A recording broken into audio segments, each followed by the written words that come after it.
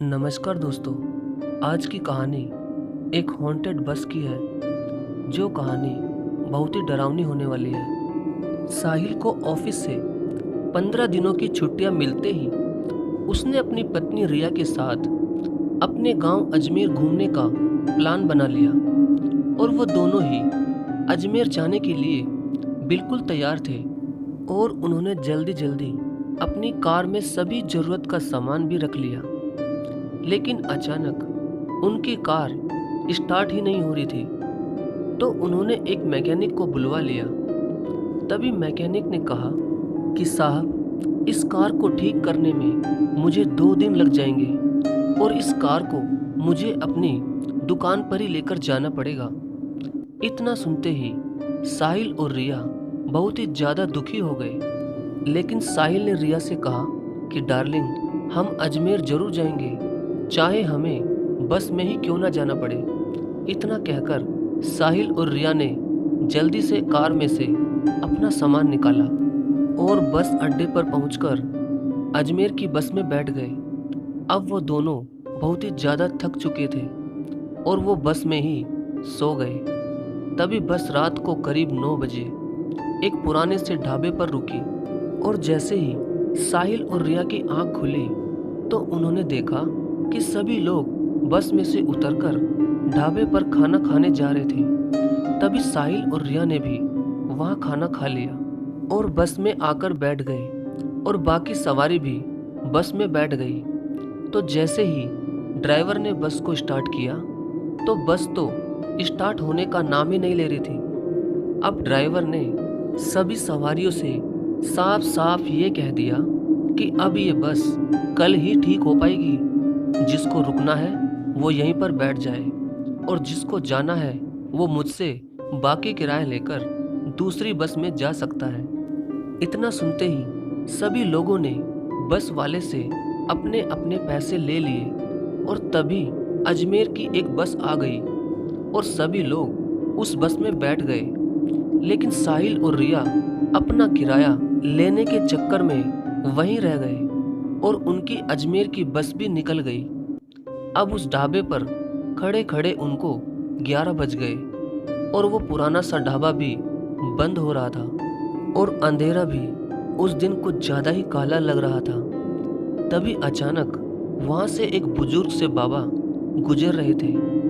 तभी साहिल ने जल्दी से उनसे पूछा कि बाबा, क्या अब हमें अजमेर की बस मिल पाएगी या नहीं।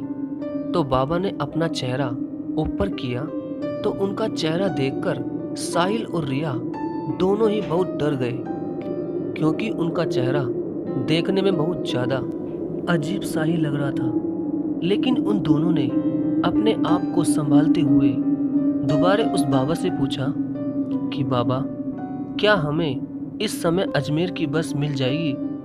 तो बाबा ने कहा कि बच्चों, अभी ठीक 1 बजे तक एक पुरानी सी बस आएगी, वो सीधा अजमेर ही जाएगी, तुम जल्दी से उसमें बैठ जाना।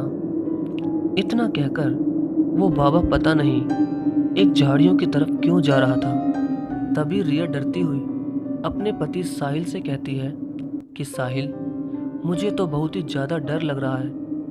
हम ऐसा करते हैं कि हम पहले वाली बस में ही बैठकर सुबह तक रुक जाते हैं। तभी साहिल और रिया बस के पास जाते हैं और बस का दरवाज़ा खोलने लगते हैं, लेकिन उसका गेट लॉक हो रखा था और कोई सुन भी नहीं रहा था। तो वो दोनों ही एक जगह पर अपना सामान रखकर बैठ जाते हैं और बैठे बैठे उनको नींद सी आने लगती है। तभी अचानक पीछे से कोई साहिल के कंधे पर हाथ रख देता है और साहिल बहुत ही ज़्यादा डर जाता है। तभी वो जैसे ही पीछे मुड़कर देखता है तो पीछे वही बाबा खड़े हुए थे जिससे वो अजमेर की बस के लिए पूछ रहे थे। तो साहिल ने पूछा कि क्या हुआ बाबा, आप यहाँ क्यों आए हो। तभी बाबा ने कहा कि तुम जल्दी उठो, सामने अजमेर की बस खड़ी है। तो साहिल ने सामने देखा तो वाकई में एक पुरानी सी बस खड़ी हुई थी। तभी जल्दी से साहिल और रिया बिना सोचे समझे ही उस बस में जाकर बैठ गए और बस भी चल पड़ी। अब साहिल और रिया बिल्कुल खुश दिख रहे थे।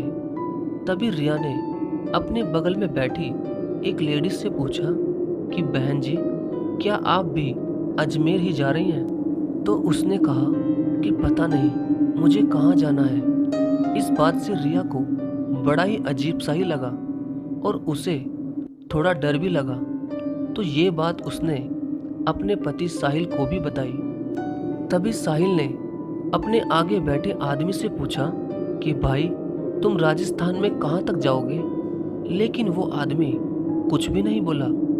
अब साहिल और रिया को डर सा लगने लगा था। तभी अचानक बस में जो एक छोटी सी लाइट जल रही थी वो भी बंद हो गई। अब बस के अंदर बिल्कुल अंधेरा था और सोचने वाली बात ये थी कि 3 घंटे से बस यूं ही चले जा रही थी और एक भी पैसेंजर कहीं भी नहीं उतरा था। तभी साहिल कंडक्टर के पास जाकर बोला कि भाई, अजमेर आए तो हमें वहाँ उतार देना। लेकिन ये क्या, कंडक्टर भी उससे कुछ भी नहीं बोला। वो बस उन्हें घूरे जा रहा था। तभी रिया ने ड्राइवर से कहा कि भैया, ये बस कहाँ तक जाएगी? तभी अचानक ड्राइवर ने कहा कि चुपचाप पीछे जाकर बैठ जाओ, अब ये बस कहीं नहीं रुकेगी। इतना सुनते ही साहिल और रिया के हाथ पैर बहुत जोरों से कांपने लगे और डर के मारे उनकी तो जान ही निकल रही थी। तभी एकदम से एक सवारी ने रिया का हाथ पकड़ लिया। तो बड़ी मुश्किलों से साहिल ने रिया का हाथ उस सवारी से छुड़वाया और फिर वो दोनों ही ड्राइवर को गाड़ी रोकने के लिए उस पर बहुत चिल्लाने लगे। लेकिन वो ड्राइवर गाड़ी रोकने का तो बिल्कुल ही नाम नहीं ले रहा था। इतने में रिया खूब रोने लग गई और रोते रोते अपनी मैया शेरावाली को दिल से याद करने लगी। इतने में ही ड्राइवर ने बहुत जोरों से ब्रेक लगा दिया और ब्रेक लगते ही रिया और साहिल बहुत जोर से गेट के नीचे बाहर सड़क पर गिर गए। लेकिन शायद उनका एक बैग बस में ही रह गया था और उनके नीचे गिरते ही वो पुरानी बस बहुत तेजी से वहाँ से चल पड़ी और बस से गिरने की वजह से उन्हें कुछ चोटें भी आई थी। तभी जैसे ही उन दोनों ने सामने की तरफ देखा तो वहाँ पर वही बाबा खड़े थे जिन्होंने उन्हें इस डरावनी बस में बैठने को कहा था। और वो बाबा उन दोनों के सामने से ऐसे गायब हो गए जैसे कोई हवा में उड़ रहा हो। ये डरावना नज़ारा देखकर साहिल और रिया ने जल्दी से अपना सामान उठाया और वहाँ से आगे की तरफ निकल गए। अब सुबह के 5 बज चुके थे। तभी उन्हें थोड़ी दूर ही एक छोटा सा पुराना ढाबा दिखाई दिया, जो कि अभी वो ढाबे वाला अपना ढाबा खोल ही रहा था। तो साहिल ने उस ढाबे वाले से पूछा कि भैया, ये अजमेर यहाँ से कितनी दूर है? तभी उस ढाबे वाले ने उनकी खराब हालत देखकर बोला कि साहब, कहीं रात को तुम पुरानी बस में तो नहीं बैठ गए थे? उसका ड्राइवर एक बाबा यहाँ रात भर घूमता ही रहता है और वो एक बस एक्सीडेंट में पूरी सवारियों के साथ मर गया था। और साहब, रात में भी तो आपने यहीं पर खाना खाया था, भूल गए क्या? तो साहिल ने बहुत ज़्यादा चौंकते हुए कहा कि क्या हम रात में यहीं पर थे? वो यही ढाबा था। तभी साहिल ने पीछे देखा तो वहाँ पर उनकी पहली वाली ही खराब बस खड़ी हुई थी। अब साहिल और रिया को डर के मारे कुछ भी समझ नहीं आ रहा था। तभी कुछ ही देर में वो खराब हुई गाड़ी ठीक हो चुकी थी और साहिल और रिया उस बस में बैठकर अजमेर चले गए। तो दोस्तों, अगर आपको कहानी अच्छी लगी हो तो प्लीज़ लाइक, शेयर और सब्सक्राइब जरूर करें। और हाँ दोस्तों, मेरी वेबसाइट पर जरूर जाएं, लिंक डिस्क्रिप्शन में है। धन्यवाद।